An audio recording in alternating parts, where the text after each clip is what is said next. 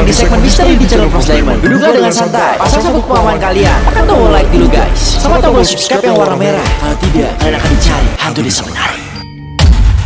KKN Desa Penari guys. Nah, jadi banyak sekali dari kalian untuk Frost Demon ngebahas KKN ya guys ya. Karena udah banyak sekali yang bahas, nih Frost Demon bakal bahas secara fullnya yang sesuai aku ketahui sama tim aku ya guys ya. Jadi guys, kenapa aku tertarik buat bahas? Katanya film ini tuh bisa mengalahkan film-film bioskop hantu lainnya. Karena film ini tuh ya guys ya bisa ngalahin film dari Marvel yang juga sedang tayang, yaitu Doctor Strange Multiverse of Madness ya guys ya. Bayangin aja guys, ini film dari Indonesia akhirnya bisa mengalahkan film dari luar negeri yang viral guys. Nah, pas pertama kali tayang juga di bioskop pada tanggal 30 April 2022 hingga hari ini, pas aku lagi bikin video ini, film ini sudah ditonton lebih dari 4,5 juta penonton dan menjadi film horor layar lebar paling banyak ditonton di Indonesia ya guys ya. Nah guys, coba kalian komentar dulu guys sebelum kita bahas ya guys ya. Coba kalian komen dan kalian ceritakan film KKN yang udah tayang atau yang udah kalian tonton itu kayak gimana ya guys ya. Apakah gimana gitu kan. Kalau Frost Demon sendiri belum menonton filmnya di bioskop guys ya. Tapi kita kali ini bakal ngebahas rumor yang ada tentang film KKN Desa Penari yang asli guys. Kenapa bisa muncul cerita ini dan bakal ada dua versi juga guys. Nah, kita bakal langsung bahas ya guys ya. Kenapa cerita KKN di Desa Penari ini bisa muncul gitu ya guys ya. Jadi awal mulanya itu diposting pertama kali oleh akun bernama Simpleman, yaitu @simpleman_m81378523 guys. Yang di-tweet di Twitter, KKN di Desa Penari itu dibuatnya pada 24 Juni 2019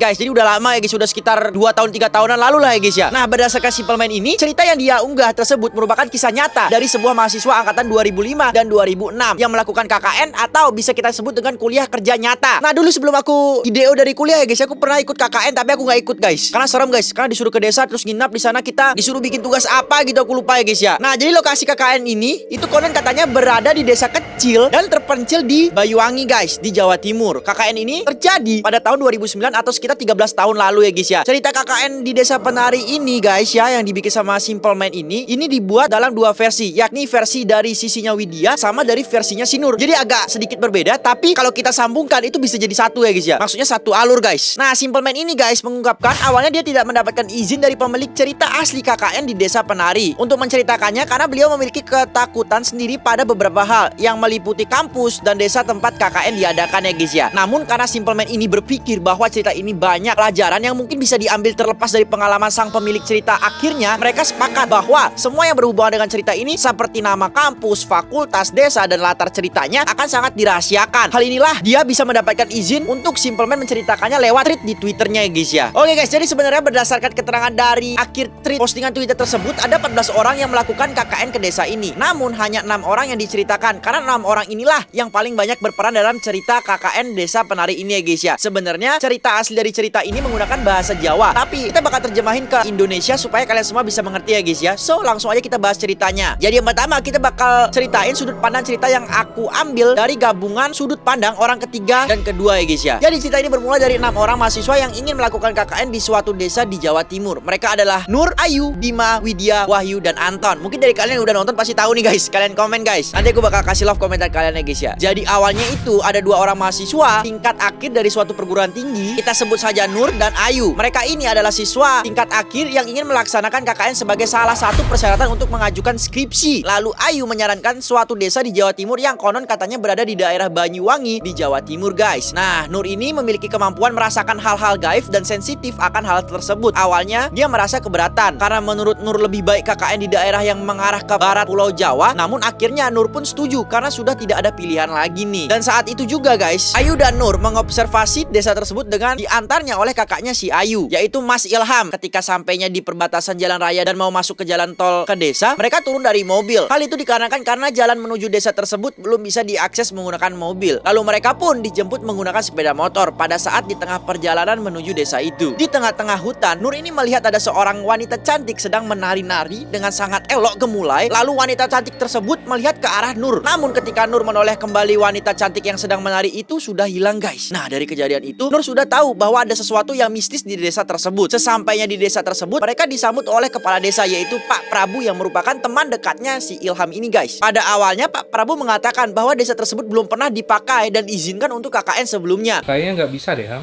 Karena desa ini belum pernah dipakai buat KKN. Pak Prabu juga bersikeras tidak memberi izin kepada mereka untuk KKN di desa tersebut. Entah apa alasannya gitu guys ya. Namun sepertinya ada yang ditutup-tutupi sebenarnya dan tidak bisa diceritakan oleh Pak Prabu. Namun nih guys, Mas Ilham menegaskan kalau mahasiswa-mahasiswi ini adalah anak-anak yang baik dan tidak akan berbuat macam-macam. Mereka sangat kesulitan mencari desa dan mengatakan kalau desa inilah yang sangat cocok untuk melaksanakan program kerja KKN mereka. Hingga akhirnya Pak Prabu luluh dan mengizinkan mereka untuk KKN di desa tersebut ya guys ya. Jangan kalian macam-macam di desa ini. Nah, setelah diizinkan ya guys ya, Pak Prabu mengajak mereka untuk berkeliling di desa untuk melihat keadaan desanya. Saat mereka itu berkeliling dan muter-muter, Nur melihat ada sebuah batu yang ditutupi oleh kain nih guys ya, dengan ada sesajen di bawah batu tersebut. Dan di atas batu itu, Nur pun melihat sosok makhluk hitam dengan mata yang merah yang menyala serta memiliki tanduk kerbau di kepalanya itu guys. Nah, sosok tersebut juga biasa kita sebut dengan nama genderuwo. Lalu, secara tidak sengaja, Nur dan makhluk tersebut tatap-tatapan nih guys, tatap muka. Dan Nur langsung membuang pandangannya dari makhluk tersebut. Lalu Nur mengatakan kepada Ayu untuk langsung meninggalkan tempat tersebut. Hingga akhirnya pun mereka langsung pulang dari desa tersebut. Nah, Ayu ini terus bertanya-tanya nih guys kepada Nur. Soalnya aneh, kenapa tiba-tiba Nur terus pengen ngajak pulang? Namun si Nur ini tidak menjawab dan hanya diam saja ya guys ya. Masalahnya tidak berhenti di situ saja. Semua pernyataan sudah aman kecuali kelengkapan anggota nih, yaitu dalam setiap kelompok minimal harus melibatkan 2 fakultas berbeda dengan anggota minimal 6 orang. Hingga akhirnya Ayu mengajak 2 temannya, yaitu Widya dan Bima, dan juga 2 seniornya yaitu Anton dan Wahyu. Pada awalnya si Nur ini menolak adanya Bima karena Nur udah temenan lama sama si Bima dan tahu gimana kelakuannya si Bima. Namun pada akhirnya Nur pun pasrah nih guys ceritanya dan setuju kalau Bima harus ikut. Beberapa hari sebelum mereka berangkat, Ibu Widya merasa keberatan dan sempat mengeluh nih karena lokasi KKN tersebut berada jauh di hutan sana dan sangat jauh dari perkotaan. Namun Widya menjelaskan kepada ibunya kalau tempat tersebut sudah diobservasi oleh Ayu dan Nur. Dia mengatakan desa tersebut aman, warga dan masyarakatnya pun juga baik. Hingga akhirnya dengan berat hati ibunya Widya pun mengizinkan mereka guys. Tepat di hari mereka harus pergi ke desa tersebut, mereka berkumpul di suatu tempat yang mereka sudah janjikan. Lalu mereka berenam segera berangkat menggunakan mobil ke arah timur Pulau Jawa. Di tengah perjalanan mereka bertemu dengan seseorang pengemis tua. Lalu tiba-tiba pengemis itu menggebrak-gebrak mobil mereka nih. Ketika Nur melihat pengemis itu, Nur melihat kalau bibir pengemis tua itu seolah-olah mengatakan jangan pergi ke sana.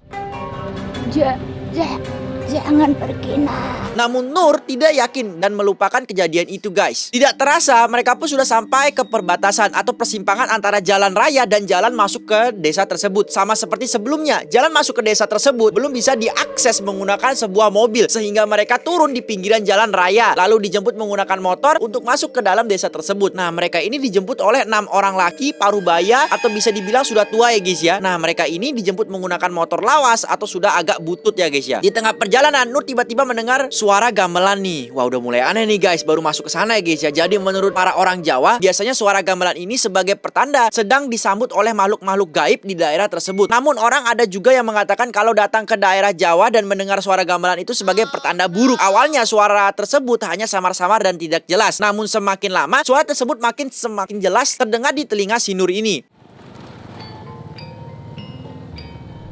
Nur pun mencari sumber suara gamelan tersebut hingga akhirnya di antara pohon lebat dan sangat lebat akan dedaunannya dia melihat sosok wanita sedang menari sambil tangannya yang mengikuti alunan lagu gamelan nih guys.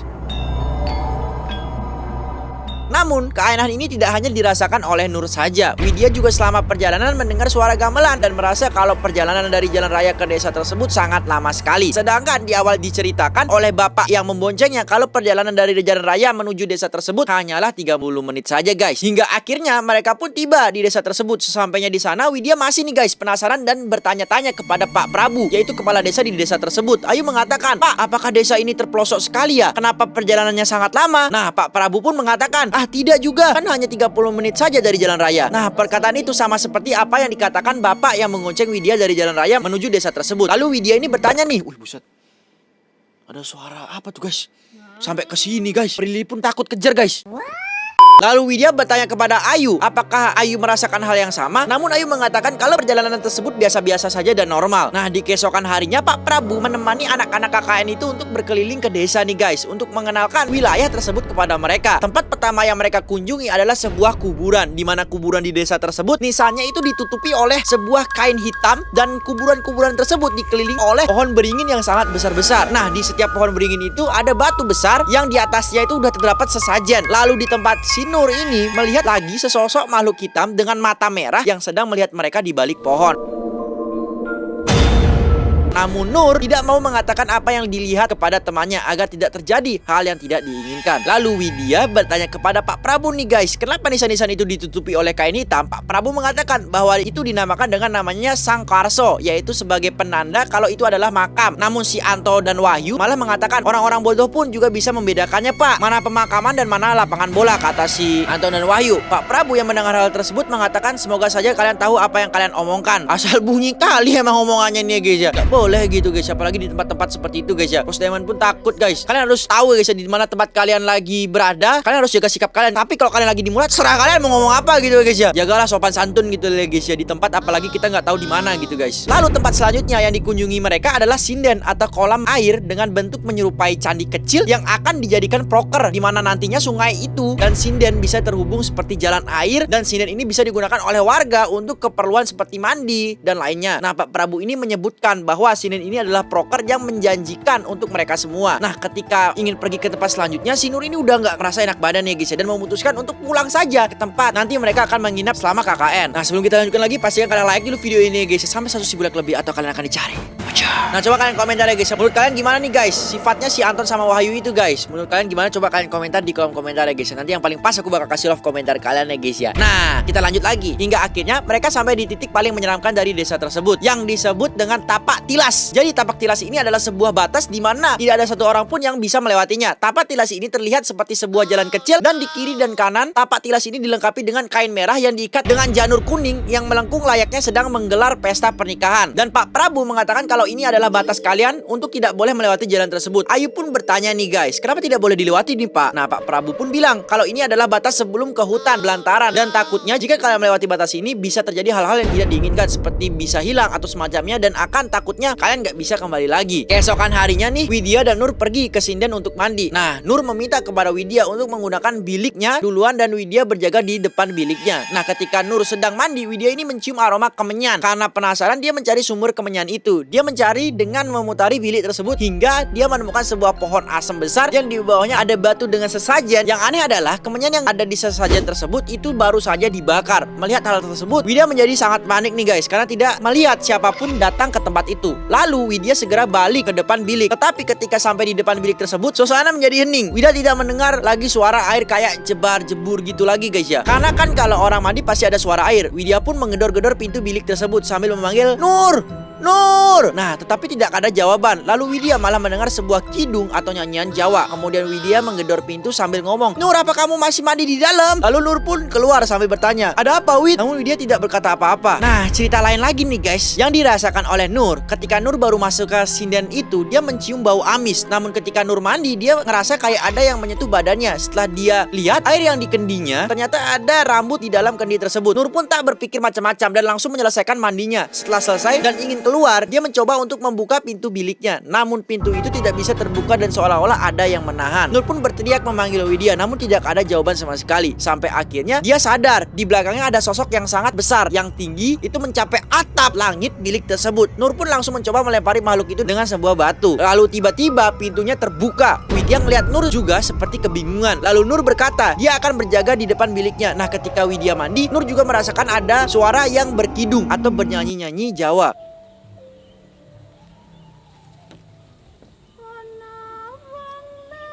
Nur pun nih guys memanggil Widya, namun tidak ada jawaban sama sekali. Lalu karena tidak ada jawaban, Nur mencoba mengintip Widya dari celah-celah bilik. Namun Widya yang dia lihat melainkan sosok penari cantik yang dilihat ketika di tengah hutan waktu itu. Penari cantik itu sedang mandi sambil menyanyikan lagu-lagu Jawa. Nur terus melihat perempuan itu hingga tiba-tiba perempuan itu menoleh kepada Nur dan tersenyum kepada Nur nih guys ya. Wah, ini udah mulai serem sih guys. Nah, ini dari cerita Widya ketika dia di dalam bilik, ia merasakan dia lagi diperhatiin sama seseorang dari ujung kaki hingga ujung rambutnya ya guys ya. Dia benar-benar merasakan diperhatikan oleh seseorang wanita yang cantik. Setiap menutup mata, Widya ini merasakan seolah-olah adanya wanita cantik itu di depannya ya guys ya. Ini serem banget sih guys, sumpah guys ya. Nah, karena kejadiannya terus berulang-ulang, Nur pun ngerasa ini ada yang salah dan memutuskan untuk bertanya ke Pak Prabu. Ketika sampai di rumah Pak Prabu, Nur melihat ada seorang kakek atau bisa disebut Mbah Buyut sedang mengobrol dengan Pak Prabu. Sambil mereka duduk dan ngobrol, Mbah Buyut menyajikan kopi hitam untuk diminum. Nah, kebetulan si Nur ini tidak suka kopi, namun karena tidak enak, Nur pun meminumnya. anehnya ini, kopi hitam tersebut terasa manis dan beraromakan melati. Nur bertanya kepada Mbah Buyut, kenapa saya selalu diganggu dan merasa diperhatikan oleh sosok makhluk besar? Apa saya ada punya salah? Kalau ada saya mohon untuk dimaafkan, kata si Nur guys. Nah, Mbah Buyut berkata, bukan, kamu tidak ada salah Cahayu. Alasan kamu diganggu itu karena kamu membawa sesuatu dari luar. Jadi kononnya nih guys, katanya si Nur ini ada sebuah sosok yang menjaganya. Nur pun tidak mengerti ada sosok yang menjaga si Nur ini guys. Nah, karena Nur ini tidak ngerti dan bilang, maaf Mbah, saya tidak mengerti. Nah, lalu Mbah Buyut bilang guys, besok kamu balik ke sini lagi saat malam. Sesok balik rene meneh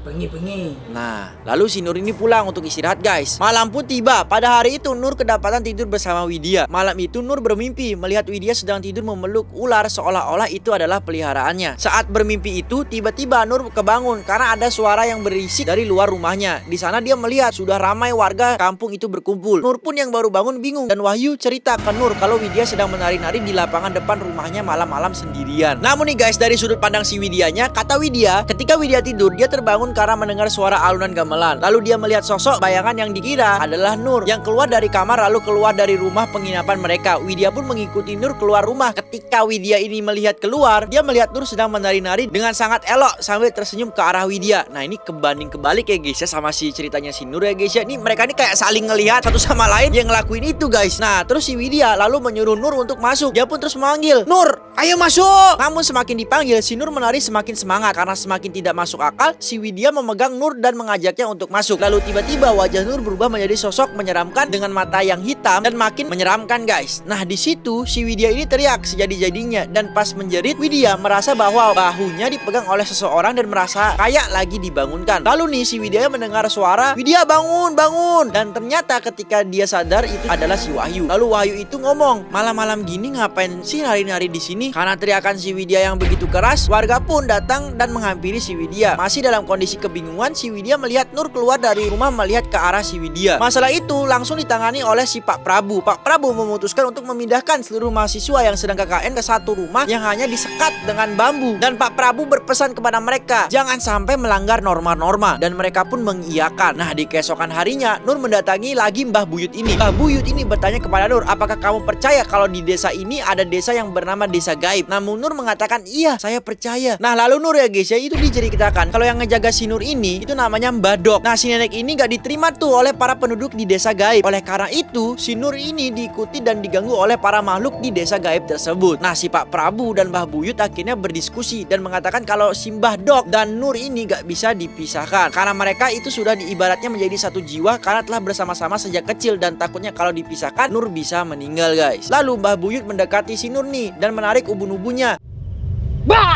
Dan seketika Nur tidak bisa melihat makhluk-makhluk yang ada di desa tersebut. Lalu pada suatu hari Nur mendengar Ayu dan Bima sedang berdebat. Nur mendengar Bima ngomong ke Ayu bilang gini guys, "Di mana mahkota putih yang aku titipin sama kamu? Kan itu buat Widya. Kok Widya belum menerimanya?" Nah, tapi Nur di sini masih mengabaikannya saja guys. Sampai suatu hari si Nur jalan-jalan lagi nih guys di desa dan ketemulah si tapak tilas ini. Di sana dia melihat ada sebuah sanggar yang sangat tua dan sudah tidak dipakai lagi. Di sana dia melihat ada gamelan-gamelan yang diabaikan begitu saja. Lalu ketika sedang melihat, tiba-tiba dia dipanggil yang ternyata adalah Ayu dan Bima. Oh iya, program kerja di desa ini dibagi berkelompok berdua ya guys ya. Jadi Bima sama si Ayu, Wahyu sama si Widya, Anton sama Nur. Karena si Ayu dan Bima ini program kerjanya bareng, jadi mereka selalu bareng-bareng. Di hari yang sama dengan kejadian itu, si Wahyu dan Widya ini pergi ke kota buat beli barang untuk keperluan prokernya nih. Dan di jalan pulang, motor mereka tiba-tiba mogok.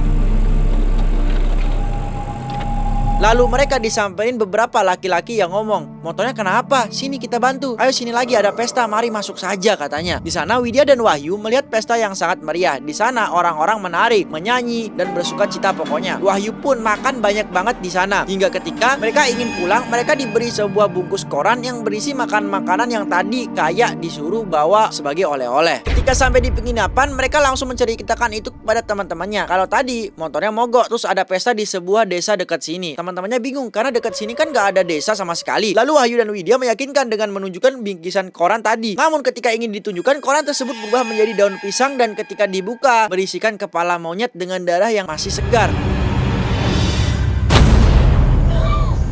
Setelah kejadian itu Wahyu langsung sakit selama 3 hari nih ceritanya guys. Nah di keesokan harinya lagi Bima mendatangi Nur untuk mengklarifikasi kejadiannya bersama Ayu di tapak tilas. Dia mengaku nih dia kilaf melakukan hal tersebut. Dia juga cerita kalau dia memelet si Widya. Bima nih bilang kalau dia dikasih mahkota putih oleh seseorang yang bernama Dawuh. Ketika mahkota itu kalau dikasih ke Widya akan membuat Widya jadi jatuh cinta sama dia. Namun ternyata mahkota itu disimpan oleh Ayu nih, karena ternyata si Ayu ini diam-diam suka sama Bima. Malam pun tiba nih guys. Pada malam itu Widya baru saja kembali dari mengerjakan prokernya. Namun sampai di rumah peristirahatan dia melihat rumah itu sangat gelap dan tidak ada siapa-siapa. Lalu Widya pergi ke dapur belakang dan ternyata di sana ada Nur yang sedang duduk melamun dan tatapan kosong. Lalu tiba-tiba Nur menengok ke arah Widya nih guys. Widya bertanya, "Nur, kamu ngapain?" Lalu Nur diam saja. Tiba-tiba Nur merabahkan kepalanya ke kursi dan mulai ngomong dengan suara wanita tua. Dia mengatakan, "Ayu, betah ya tinggal di sini. Gimana? Sudah kenal dengan penunggu di sini?" Lalu saking ketakutannya Widya pun mulai menangis. Lalu suara wanita tua ini berkata, "Cah Ayu, gak boleh nangis. Anak ganteng itu saja sudah kenal dengan Badara Wuhi." Sambil panik, Widya pun terus berusaha mendengar Nur sambil memanggil nama Nur. Namun Nur malah tertawa dengan sangat melengking. Lalu Nur berkata, "Kamu gak tahu siapa aku? Kamu pikir kalau gak ada aku, anak nakal seperti temanmu yang sudah membawa penunggu di sini bisa mencelakai cucuku? Aku selama ini yang menjaganya. Tidak akan kubiarkan mereka mendekati cucuku. Mengerti Cahayu? Satu dari temanmu tidak akan bisa kembali jika kamu belum sadar. Semuanya akan terjadi. Ingatkan anak itu yang sedang membawa petaka. Jika dibiarkan, semua akan kena batunya di desa ini." Itu adalah kata dari nenek yang ada di dalam tubuhnya si Nur ya guys ya. Yang ada di bawah-bawaannya si Nur yang dari lahir guys. Nah setelah mengatakan itu, Nur teriak sangat keras sekali dan jatuh pingsan. Nur pun terbangun dengan menggunakan mukena dan ada Widya di depannya dengan muka yang sangat tegang. Widya nanya nih ke Nur, "Sejak kapan kamu bisa melihat hal seperti itu?" Nur pun menjelaskan semuanya kepada Widya. Lalu Nur sadar kalau ada yang salah dengan Widya ini. Lalu Nur mulai mencoba menggeledah barang-barang si Widya hingga dia menemukan sebuah mahkota putih atau nama lainnya Kawah Turi tadi itu yang ada di dalam tasnya si Widya. Mahkotanya itu berbentuk ukiran kekuningan dan sangat indah sekali seperti perhiasan dan ada batu permata berwarna hijau di tengahnya. Nur pun juga mengingat kalau si Ayu punya selendang berwarna hijau. Lalu diambillah sama Nur dan dimasukkan ke kotak putih, ditumpukin sama kain putih dan juga kitab suci. Nur nyembunyiin kotak ini tepat di bawah meja kamar dan ditutupi sama taplak meja. Lalu Nur pun mencari si Ayu. Saat bertemu, Nur pun menampar Ayu dengan keras dan minta penjelasan. Ayu pun menjelaskan dia memiliki selendang hijau itu untuk memikat Bima. Tapi Ayu gak cerita dari mana dia dapat selendang itu. Hingga suatu malam, Widya ini udah selesai ngerjakin prokernya. Dia ingat dia pernah dibilang kalau si Bima ini sering banget keluar malam-malam sendiri. Dan pada malam itu dia melihat Bima jalan keluar sendirian. Hingga Bima ini datang nih ke kamar Anton dan Wahyu. Di sana Widya membangunkan Anton dan Wahyu, menyuruh untuk mengikuti Bima karena takut terjadi kenapa-napa. Namun si Wahyu bilang, "Udahlah biarin aja, paling dia ngerjain prokernya." Nah karena tidak ada yang mau, Widya pun memberanikan dirinya untuk ngikutin si Bima. Rupanya si Bima ini berjalan ke arah tapak tilas. Sambil mengikuti Bima, Widya mendengar senandung disertai alunan gamelan dan ada juga gong yang bersaut-sautan. Tiba-tiba dia melihat Bima itu sedang berendam di sinden dan dikelilingi oleh ular besar di sekitar kolam tersebut nih guys.